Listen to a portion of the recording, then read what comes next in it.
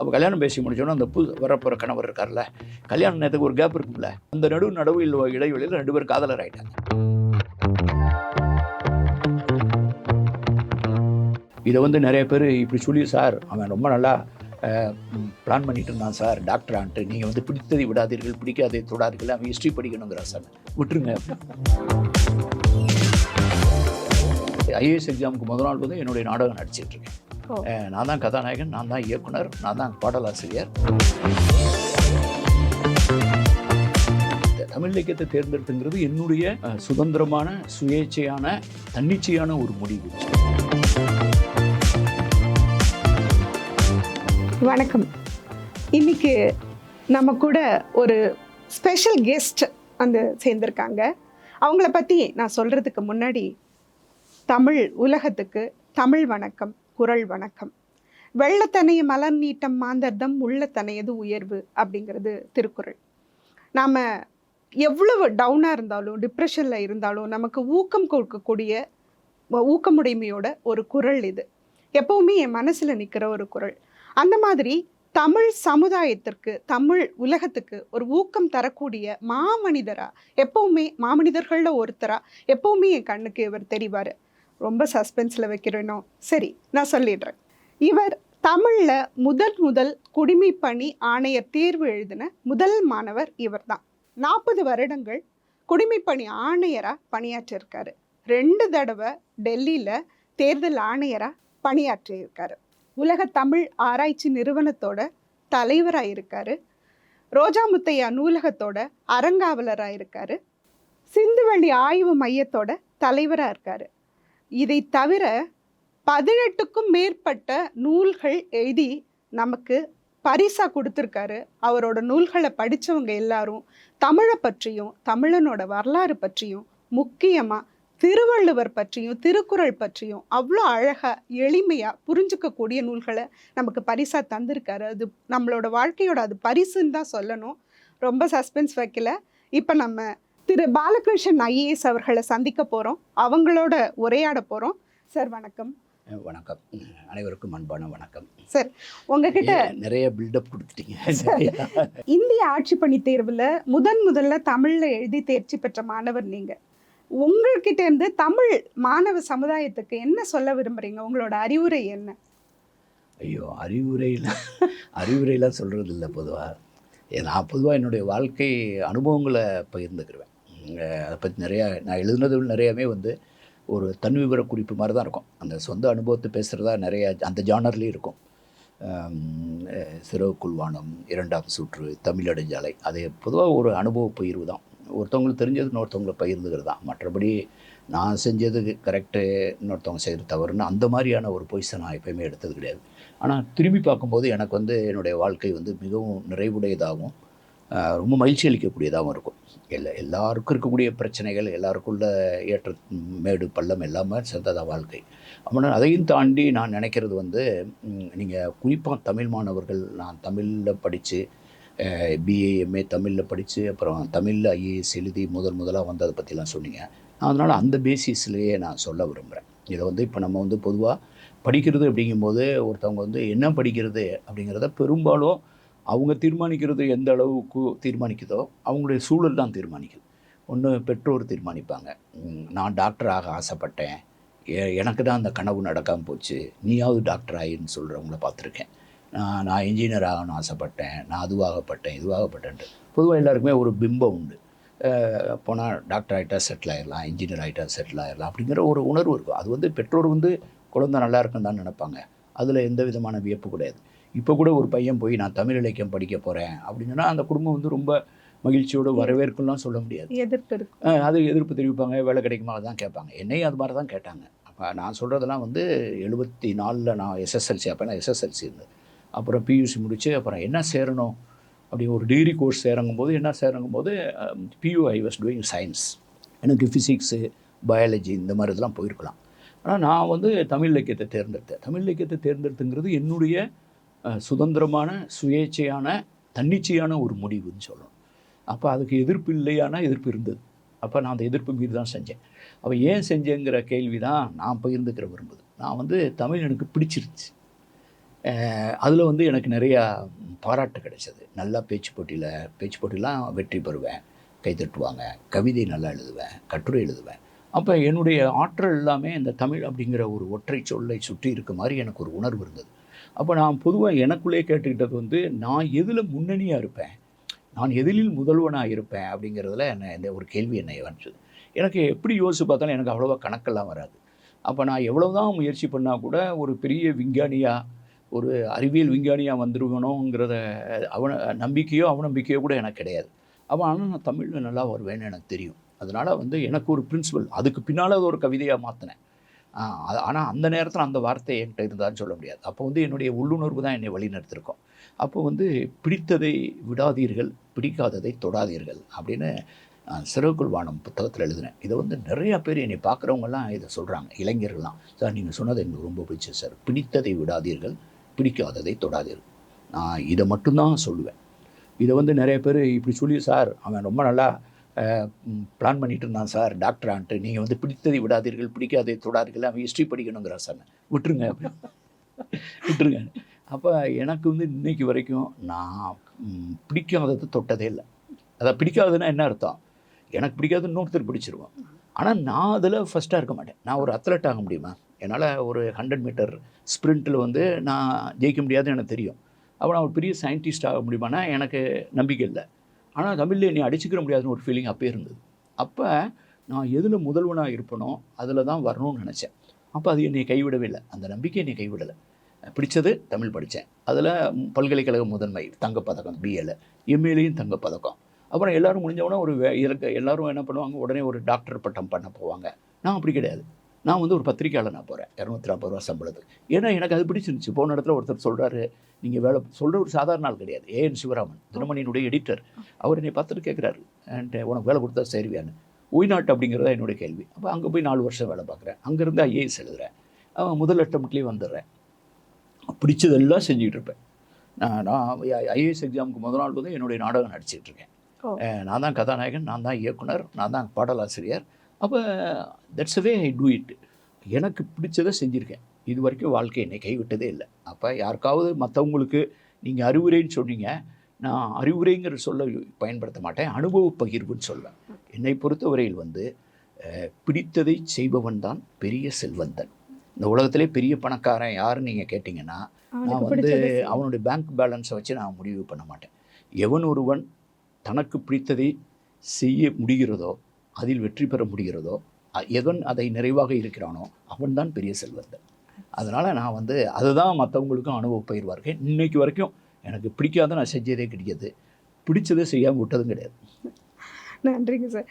Ikigai நம்ம சொல்கிறோம் இல்லையா, இக்கிகாய் வந்து சீக்கிரமே நம்ம கண்டுபிடிச்சிட்டோன்னா, நம்ம பேஷனேட்டாக எதை செய்யணும் அப்படிங்கிறது சீக்கிரமே வாழ்க்கையில் கண்டுபிடிச்சிட்டோன்னா அதில் வந்து நம்ம சக்ஸஸ்ஃபுல்லாக ஆகிடுவோன்னு அதை தான் சார் சொல்கிறாரு. உங்களோட இக்கிகாய் எது அப்படிங்கிறத கண்டுபிடிச்சிட்டு மாணவர்களான நீங்கள், தமிழ் மாணவர்களான நீங்கள் உங்கள் வாழ்க்கையில் முன்னேற வாழ்த்துக்கள்ங்கிறதோட நாங்கள் ஆரம்பிக்கிறோம் இந்த இன்டர்வியூவை. சார், நீங்கள் எழுதின புத்தகங்களில் திருவள்ளுவர் பற்றி நிறைய நான் பார்க்குறேன். வள்ளுவரை வந்து என்னவோ வள்ளுவர் என்னும் தீரா காதலன்னு நீங்கள் பிடிச்சிக்கிறீங்க. நாட்டுக்குறள் எழுதுறீங்க, பன்மாய கல்வன் எழுதுறீங்க, அதுக்கப்புறம் இப்படி ஒரு தீயா. இப்படி வள்ளுவரை வந்து நாங்கள்லாம் தள்ளி வச்சு பார்த்தோம். எப்பவுமே வள்ளுவர் அப்படிங்கிறவர் ஒரு பெருமதிப்புக்குரியவர், ஒரு அறிவுரை சொல்கிற அப்பா மாதிரி, தாத்தா மாதிரி அப்படின்னு எங்களுக்கு போன ஜென்ரேஷன், முந்தின ஜென்ரேஷன் அப்படின்னு தள்ளி வச்சு பார்த்தோம். ஆனால் நீங்கள் ஒரு ஃப்ரெண்டாக, ஒரு தோழனா கூட கூட்டிட்டு அப்படி போகிற மாதிரி உங்களோட எழுத்துக்களில் எனக்கு தெரியுது. அதை பற்றி நீங்கள் சொல்லுங்கள். இப்போ பாருங்கள், நான் அந்த உங்கள் இன்டர்வியூக்குன்னு சொன்னோன்னே ஒரு ஃபார்முலா கூட ட்ரெஸ் போடாமல் ஒரு நல்ல ஒரு மாதிரி பூ போட்டது மாதிரி ஒரு ஒரு ட்ரெண்டியாக ஒரு சட்டை போட்டு வந்திருக்கேன்னா, என்ன சப்ஜெக்டை பேச போகிறேன்னு. இதே இது வந்து ஏதாவது ரொம்ப சீரியஸான மேட்ரை ஒன்று பேர்னா அதுக்கேற்ற மாதிரி கட்டம் போட்ட சட்டை தான் போட்டு வந்திருப்பேன். இப்போ நான் திருவள்ளுவரை பற்றி பேசுகிறப்பனா, திருவள்ளுவர் வந்து என்னுடைய தோழர், ஹீஸ் மை ஃப்ரெண்டு. அவர் வந்து இது வந்து இப்போ என்னத்து கிடையாது, நான் ரொம்ப அவருக்கு நெருக்கமாக, நான் இது வரைக்கும் இருக்கக்கூடிய இவ்வளவு நீண்ட தமிழ் ஆளுமை மரபில், எழுத்தாளர் மரபில் எனக்கு ரொம்ப க்ளோஸாக நான் ஃபீல் பண்ணுறது வந்து திருவள்ளுவர் வந்து நான் ஒரு ஃப்ரெண்டாக ஃபீல் பண்ணுவேன். இதை பற்றி நான் வந்து நாட்டுக்குறள், அது ஏன் நாட்டுக்குறள் எழுதணுங்கிற பற்றியும் பேசுவோம் ப்ராபப்ளி இப்போ டைம் பெர்மிட்ஸு. ஆனால் நான் வந்து பன்மாய கல்வன் எழுதினப்போ அதை பன்மாய் கல்வன் எழுதி நான் வெளியிட்டது இல்லாமல் வாட்ஸ்அப்பில் எழுதுனதான், வாட்ஸ்அப் குரூப்பில் ஃபேஸ்புக்கில் போட்டது. அப்போ தொகுத்து போட்டப்போ அதுக்கு முன்னுரை எழுதினவர் வந்து அணிந்துரை எழுதினவர் வந்து எழுத்தாளர் பிரபஞ்சன். அவரை எனக்கு ரொம்ப பிடிக்கும். பிரபஞ்சன் வந்து எனக்கு ரொம்ப பிடிச்ச ஒரு எழுத்தாளர். அவர் நான் சொல்லவுமே உடனே அவர் எழுதி கொடுத்தார். அந்த வெளியீட்டு விழாங்க நான் போகல. வெளியீட்டு விழா நடக்குது, சென்னையில் நடக்குது. நான் சென்னையில் ஒரு மருத்துவமனையில் இருக்கேன், அறுவை சிகிச்சை. அப்புறம் வந்து எல்லாம் கேட்டாங்க, வேணால் நிகழ்ச்சியை போஸ்ட்போன் பண்ணிடுமா? இல்லை, வேண்டியதில்லைன்னு. புத்தக வெளியீட்டு விழாவில் புத்தகத்தை எழுதுனவே இருக்கணும்னு அப்படி சட்டம்லாம் ஒன்றும் கிடையாது. எல்லாருக்கும் தேதி வாங்கிட்டீங்க, நடத்துங்கன்ட்டு. மேத்தா பேசினார், பிரபஞ்சன் பேசினார், எல்லோரும் நடந்த நண்பர்கள்லாம் பேசினாங்க. அதில் வந்து அவர் எழுதியிருப்பார், இவர் வந்து திருவள்ளுவர் வந்து இப்போ உயிரோடு இருந்தால் பாலகிருஷ்ணனோட இந்த புத்தகத்தை பார்த்துட்டு பாராட்டுவார் அப்படின்னு எழுதினார். எனக்கு இதை விட ஒரு சிறந்த விருது எனக்கு கிடச்சிருக்க முடியாது. அதில் நான் எழுதியிருந்தக்கூடிய எண்ணுரை அப்படிங்கிறதுல அந்த ஒரு என்னுடைய எண்ணுரையை முடிச்சிருக்கதே தோழர் திருவள்ளுவர் தான் முடிச்சிருப்பேன். அந்த தோழர் திருவள்ளுவர்னு எழுதும் போதே நான் சொல்லுவேன், பேண்ட் போட்டவனோட பேண்ட் போட்டுக்கிட்டு, வேட்டி கட்டினவனோட வேட்டி கட்டிட்டு, ஜீன்ஸ் போட்டவனோட ஜீன்ஸ் போட்டுட்டு திருவள்ளுவர் கூடயே நடந்து வர மாதிரி எனக்கு தோணும் அப்படின்னு. இதை வந்து நான் ஒரு மிகைப்படுத்தலுக்காகவோ எழுதவே இல்லை. எனக்கு வந்து திருவள்ளுவர் வந்து கூட நடந்தவரை ஒரு தோழர் மாதிரி தோணும். அப்போ திருவள்ளுவர் வந்து ஏன் அப்படி நீங்கள் ஃபீல் பண்ணுறீங்க நெருக்கமா அப்படின்னு சொல்லும்போது, அவர் வந்து ஒரு அறத்துப்பால் எழுதியிருக்கார், பொருட்பால் எழுதியிருக்கார். நீங்கள் அறத்துப்பாலை மட்டும் படித்து பார்த்தீங்கன்னா அவர் வந்து ஒரு ஞானின்னு சொல்கிறோம்ல, பொதுவாக வந்து பேரறிவாளங்கிறது மிக பொருத்தமான ஒரு சொல்லாக இருக்கும். ஒரு அறம் சார்ந்த ஒரு பெரிய ஞானின்லாம் சொல்கிறோம்ல, அது மாதிரி அறத்துப்பாலில் ஒரு ஞானியாகும், ஒரு பேரறிவாளனாக இருப்பார். அப்புறம் வந்து ஒரு பொருட்பாலில் வந்து ஒரு பெரிய மேதையாக, ஒரு பொருளாதார நிபுணர் மாதிரி, அரசியல் நுணுக்கங்கள், பொருளியல் நுணுக்கங்களை தெரிஞ்சவர் மாதிரி இருப்பார். ஆனால் இன்பத்துப்பாலை படிக்கும்போது தான் அவர் வந்து ரொம்ப நெருக்கமான ஒரு கவிஞனாக இருப்பார். அப்போ திருக்குறள் ஒரு படைப்புன்னு சொன்னால் அவர் எங்கே கவிஞனாக இருக்கிறாரு அப்படிங்கிறது வந்து எனக்கு இன்பத்துப்பால் தான் சொல்லும். நிறைய பேர் நம்ம என்ன வந்து திருவள்ளுவரை வந்து ஏதோ இன்பத்துப்பாலுக்கும் அவருக்கும் சம்பந்தம் இல்லாத மாதிரி அப்படி பேசுகிற ஆளுங்கள்லாம் இருக்காங்க.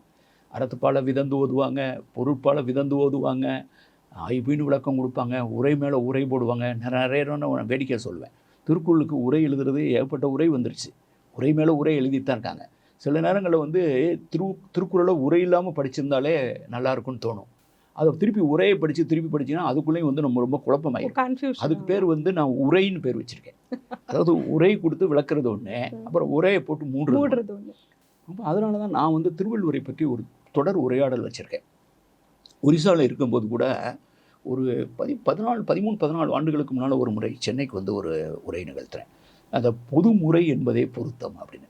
நம்ம பொதுமுறை என்பதே பொருத்தம்ங்கிற உரையாடலை நான் எழுப்புறேன்னு கேட்டிங்கன்னா, நம்ம ஒருவர் திருக்குறளில் வந்து ஒரு மறை நூல், ஒரு பொதுமறை, அப்புறம் எல்லாருக்கும் மறை நூல்னா என்ன, ஒரு மதத்துக்குள்ள மறைநூல், ஒரு புனித நூல் சொல்லலாம், சேக்ரட் லிட்ரேச்சர், ஒரு சேக்ரட் லிட்ரேச்சர்.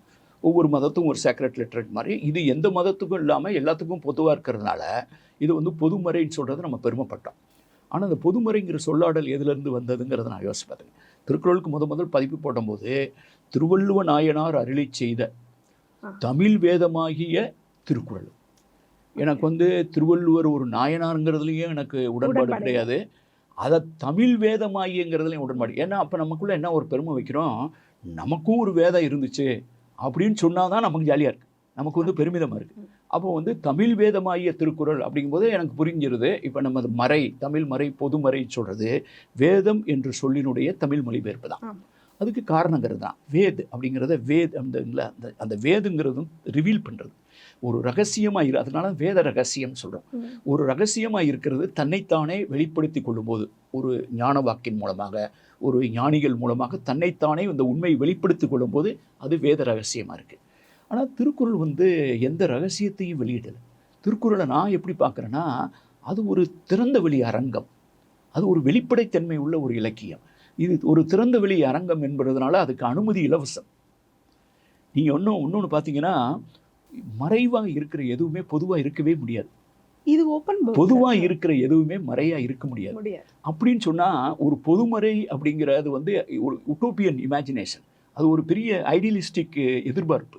அப்போ எல்லாருக்கும் பொதுவான ஒரு மறை இருக்குன்னா, இப்போ இந்த உலகத்தில் நடக்கிற சண்டையெல்லாம் எதனால் நடக்குது, இந்த போர்க்களங்கள்லாம் எதனால் நடக்குது, இப்போ இவ்வளவு மதங்கள் தேவையில்லையே, பொதுமறைன்னு ஒன்று இருந்ததுன்னா ஒரு மதம் போதுமே, அப்போ எல்லா மதமும் சம்மதம்ன்ட்டு. அப்போ என்னை மாதிரி ஆளுங்க வந்து தழுவி கூட யாரும் தழுவக்கூடாத மதம் தாமதம் அப்படின்னு சொல்லிட்டு போயிட்டே இருப்பேன்.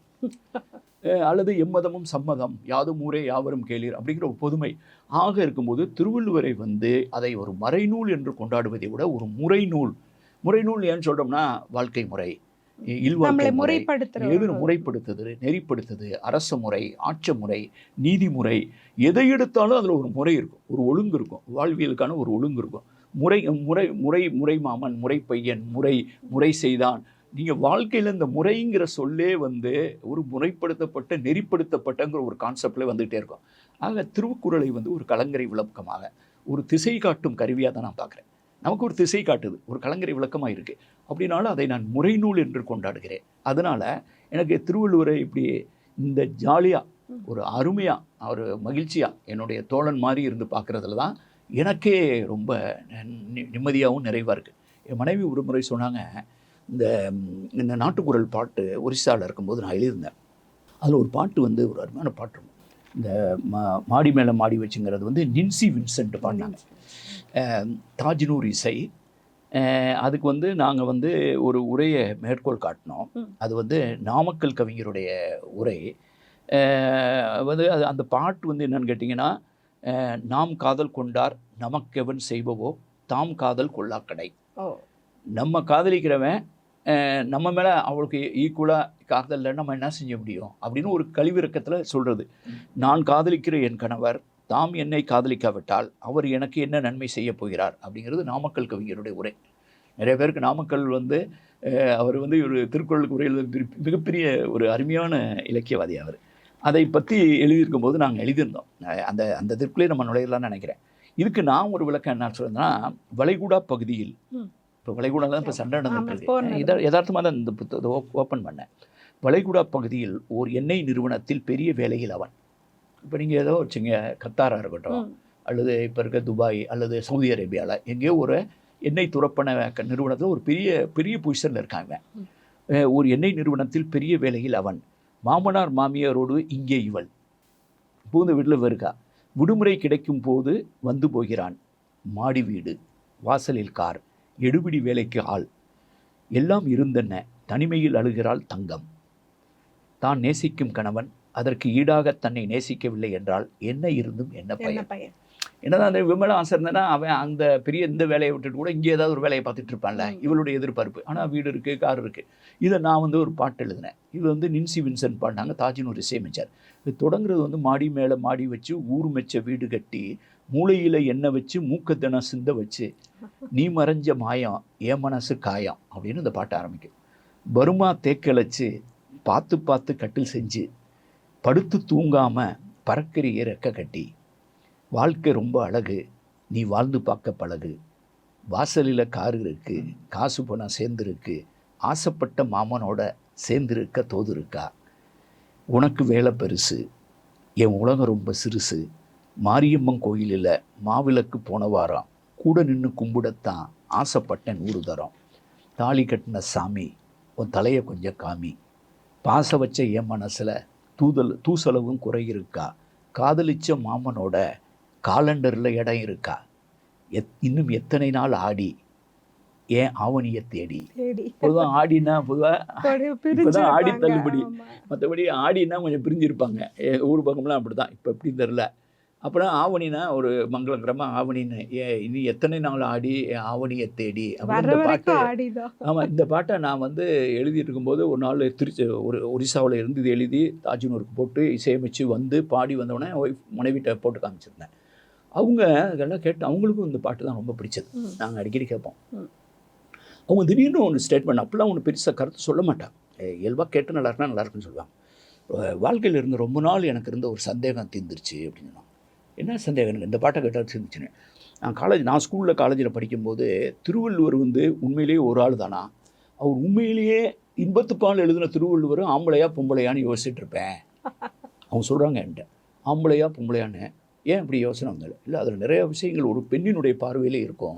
பெண் உளவியல் அதில் நிறைய இருக்கும். இந்த பாட்டில் திருவள்ளுவத்தில் பெண் உளவியல் தான் அதிகமாக இருக்கும். இதை ஒரு ஆம்பளை வந்து இதை புரிஞ்சுட்டு இப்படி எழுதியிருக்க முடியுமான்னு எனக்கு டவுட் இருக்கும். எங்கள் ஃப்ரெண்ட்ஸ் எல்லாம் பேசிக்கிடுவோம். இப்போ ஏன் கண்ணு முன்னால் இங்கே வீட்டில் உட்காந்து இந்த பாட்டை புரிஞ்சுட்டு இப்படி எழுதுனது ஒரு நான் தான் அப்படிங்கிற பார்த்ததுக்கு பின்னால் திருவள்ளுவர் ஒரு ஆணா பெண்ணா, இன்பத்துப்பால் எழுதிய திருவள்ளுவர் ஆணா பெண்ணா அல்லது புனைப்பெயர் எழுதுனாங்கிற சந்தேகம் தீர்ந்து போச்சுன்னு சொன்னாங்க. இது என் மேலே அன்பு கருதி சொன்ன ஒரு ஒரு அண்மையான பாராட்டாக இருக்கலாம். சார், அன்பு கருதி எல்லா மனைவிகளும் அதை சொல்றது இல்லை, அதுவே பெரிய பாராட்டு. இது நான் அப்படியே ஆடி போயிட்டேன். ஆக்சுவலி என்ன திருவள்ளுவர் ஆனா பெண்ணான ஒரு சந்தேகம் இருந்து நம்ம எழுதின ஒரு பாட்டில் அந்த சந்தேகம் எவ்வளோ ஒரு திரை விலகி இருக்கு, ஒரு திரை விலகி நான் பார்த்துட்டேன். அப்போதான் எனக்கு தோணுது திருவள்ளுவர் எவ்வளவு நமக்குள்ள நெருக்கமா இருக்காரு. அவர் இந்த மனித இயல்புகளை மனித உளவியலை எவ்வளவு நெருக்கமா பார்த்துருக்காரு. அப்ப அதை நம்ம எப்படினாலும் பார்க்க முடியுதுதான் எனக்கு பெரிய கனெக்டே. எனக்கு இன்னும் சொல்ல போனால் நான் என்ன நிறைய பேர் எனக்கே தெரியாது நான் அவ்வளோ புத்தகம் திருவள்ளுவரை பற்றி திருப்பி திராக்காதலன்ட்டு. ப்ராபப்ளி நான் இப்போ திருப்பி லுக் பண்ணி திரும்பி பார்க்கும்போது எங்கேயோ ஒரு வகையில் திருக்குறள் என்னைய ஒரு வழிநடத்தும் இலக்கியமாக மட்டும் கிடையாது. எங்கே சுற்றினாலும் நான் எங்கேயோ திருக்குறள் சேர்ந்துறேன். நான் உங்களுக்காக இதை நான் ரொம்ப விரிவாக பேசினதில்லை. முத என் வாழ்க்கையில் இப்போ திரும்பி பார்த்தா நான் எவ்வளவோ பரிசுகள் வாங்கியிருக்கேன். பேச்சு போட்டியெல்லாம் பரிசு வாங்கிக்கிட்டே இருப்பேன். முத நான் பரிசு வாங்கினது வடக்காடி வீதியில் மீனாட்சி கோயிலுக்குள்ளே இருக்கக்கூடிய திருவள்ளுவர் அந்த மண்டலத்தில் நடந்த பேச்சு போட்டிலாம் அந்த புத்தகம் ஏன்ட்டு இருக்குது. ப்ராபப்ளி அந்த திருவள்ளுவர் பேரில் திருக்குறள் பற்றி பேசி வாங்கின அந்த முதல் புத்தகம் தான் என்னைய தமிழ் இலக்கியம் படிக்கிறதுக்கே நீ இதெல்லாண்டா ஜெயிக்கிற அப்படின்னு சொல்லி எனக்கு ஒரு வழி ஒரு விதையாக இருந்திருக்கு. அப்போ தொடர்ந்து என்னை என்னுடைய பணியில் என்னுடைய வேலையில் தேர்தலில் ஒவ்வொன்றையும் எங்கேயோ என்னை கைட் பண்ணும். அப்புறம் ஒரு சோர்வடையாமல் பார்த்துக்கிறோம். தெய்வத்தால் ஆகாதனினும் முயற்சி தன் மெய்வருத்த கூலி தரும் அப்படிங்கும்போது இன்னும் உழைக்கிறதுக்கு ஆசையாக இருக்கும். அப்புறம் எது உடைஞ்சாலும் எவ்வளவோ பிரச்சனை நடக்கும் வாழ்க்கையில். நம்ம தனிப்பட்ட வாழ்க்கையில் என்னமோ உடம்புக்கு என்னவோ நடக்கும். ஆனால் உள்ளம் உடைமை அப்படிங்கும்போது எது வேணாலும் உடைஞ்சிடலாம். ஆனால் மனசு மட்டும் உடைஞ்சிடக்கூடாது. அப்படிங்கும்போது மனசு உடைஞ்சிடக்கூடாதுன்னு எனக்கு சொல்லும். எண்ணியர் எண்ணியாங்கு எய்துவர் அப்படிங்கும்போது இதனால் இவன் முடிக்கு வென்றாய்ந்து அதனை அவன்கண் விடல், இந்த E3 கோட்பாடுன்னு சொல்லுவேன். E3 இதுதான் HR பிரின்சிபல் அப்படின்னு ஒவ்வொன்றா நான் எனக்குள்ள இன்டர்பிரேஷன். தீதின்றி வந்த பொருள், இந்த பொருள் தீமையினால வந்துடக்கூடாது பார். அறம் ஈனும் இன்பமும் ஈனும் திறனறிந்து தீதின்றி வந்த பொருள், ஹார்ம்லெஸ் வெல்த். இப்போ இந்த மாதிரியான பிரின்சிபல் ஒரு அமைச்சராக இருக்கிறத பற்றி நான் ஒரு சிவில் சர்வீஸ் ஆஃபீஸர். ஒரு சிவில் சர்வீஸ் ஆஃபீஸருங்கிறது மக்களாட்சியில் அது கிட்டத்தட்ட ஒரு தாட் லீடர் ப்ராசஸ் தான் நான் நினைப்பேன். நான் தேர்ந்தெடுக்கப்படாத தேர்வு எழுதிய தலைவராக தான் நான் என்னை நினச்சிக்கிறேன். நான் I am a selected leader, not an elected leader. ஒரு எலெக்டட் லீடருக்கு ஆலோசகராக இருந்து அவங்களுக்கும் இது நல்லதுன்னு சொல்லி பேசி வழங்குகிற அந்த பொசிஷன்லாம் அது இருக்கும். ஒரு தாட் லீடராக நான் என்ன நினச்சிக்கிறப்பேன். அப்போ அமைச்சர் அப்படிங்கிற மன்னர் காலத்தில் அமைச்சர் இருந்தாங்கன்னா மக்களாட்சி காலத்தில் என்னை போன்ற அதிகாரிகள் தான் அந்த பொறுப்பை ஏற்றுக்கிறாங்க. அப்போ எனக்கு வழிநடத்துதல் அப்படிங்கிறது திருக்குறள் தான். ஒவ்வொரு ஸ்டேஜ்லையும் என்னைய தனிப்பட்ட முறையில் என்னுடைய முன்னுரிமைகளை எல்லாத்தையும் வழிநடத்துன்னு ரொம்ப நெருக்கமாக உணர்றது திருவள்ளுவர் தான். திருவள்ளுவர் அளவுக்கு எனக்கு நெருக்கமான இன்னொரு படைப்பாளி கிடையாது. நீங்கள் பேசுகிறதுலேருந்து நீங்கள் எழுதின சில வரிகள் பன்மய கல்வெளிலேருந்து எனக்கு நினைவுக்கு வருது. வெள்ள பாகுமொழி என்னை வென்றெடுத்த பாகுபலி. இது எனக்கு மறக்கவே முடியாது. எனக்கு ரொம்ப பிடித்தமான வரிகள். நீங்கள் எவ்வளோ காதலோடு அதை திருவள்ளுவருக்கு எழுதியிருக்கீங்க அப்படிங்கிறத என்னால் புரிஞ்சுக்க முடியுது. நன்றி. நிறைய பேர் என்னைய இந்த மோனூலில் படிக்கிறவங்க, என் கவிதை படிக்கிறவங்க நிறைய பேர் இதுதான் சொல்லுவாங்க. அதாவது காதலால் நிரம்பி வெளியிற ஒரு கேரக்டராக தான் இருந்தீங்க அப்படிம்பாங்க. ஏன்னா நான் உட்காந்துலாம் எழுத மாட்டேம்மா. நான் எங்கள் ஒரிசாவில் இருக்கும்போது புவனேஸ்வரில் இருக்கும்போது வீட்டிலேருந்து செக்ரட்டரியேட்டுக்கு போகிறக்குள்ளேயும் வண்டியில் ஏதாவது எழுதுவேன், காரில். அப்புறம் லிஃப்ட்டில் கூட எழுதியிருக்கேன். முடிக்கிற 2 வரி தான் மீதி இருக்கேன், லிஃப்ட்டில் கூட எழுதியிருக்கேன். அப்புறம் மீட்டிங் நடுவில் எப்பப்போ கேப் கிடைக்க திருப்பி கூட படித்து பார்த்துருக்க மாட்டேன், அப்படியே பதிவிட்டுருவேன். எனக்கு இது ரொம்ப நெருக்கமாக என்னுடைய அன்றாட பொழுது எவ்வளோ ஸ்ட்ரெஸ் இருக்கும், ஒரு ஆஃபீஸர்னால் எவ்வளோ ஸ்ட்ரெஸ் இருக்கும், எவ்வளோ கோப்புகள், எவ்வளோ பிரச்சனைகள் இருக்கும். எனக்கு அந்த அழுத்தத்தை நீக்கிற ஒரு மாய விசை மாதிரி அப்படி இருக்கும். ஜாலியாக வீட்டுக்கு ஒரு 10 மணி 11 மணிக்கு மேலே ஒரு கவிதை எழுதி தூங்கினா தான் நல்லாயிருக்கும். திருக்குறள் எவ்வளோ பண்ணுது பாருங்க மக்களே. திருக்குறள் படிங்க. எனக்கு எப்போவுமே தோப்பா இந்த மாதிரி ஒரு வழி நடத்துனராக எனக்கு இருப்பார் வாழ்க்கையில். அவரோட கருத்துக்களை நான் நிறைய படிச்சிருக்கேன், அவரோட புத்தகங்கள் நிறைய படிச்சிருக்கேன். அதில் பார்க்கும்போது பாட்டி வைத்தியம் அப்படின்னு நாம் சொல்கிறத அவர் பண்பாட்டு சீரழிவு அப்படின்னு ஒரு தார்மீக கோபத்தை வெளிப்படுத்தியிருப்பார். ஏன் பாட்டி வைத்தியம்னு சொல்கிறோம்? அந்த காலத்தை கடந்து அந்த பேரை வச்சுட்டோம் நம்ம. அதனால இப்போ உள்ள தலைமுறை கனெக்டடாக இருக்க மாட்டாங்க அதில்.